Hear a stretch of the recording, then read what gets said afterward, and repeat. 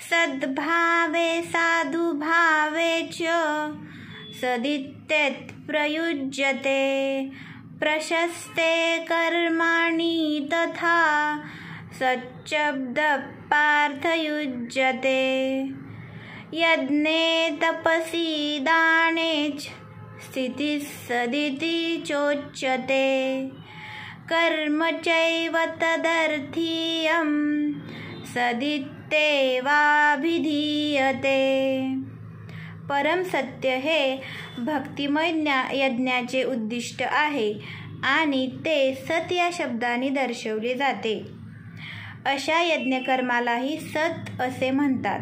तसेच हे पार्थ, परब्रह्माच्या संतुष्टीप्रित्यर्थ केल्या जाणाऱ्या यज्ञ, तप आणि दान आदी कर्मांनाही सत असे म्हणतात। श्लोक 26 आणि 27।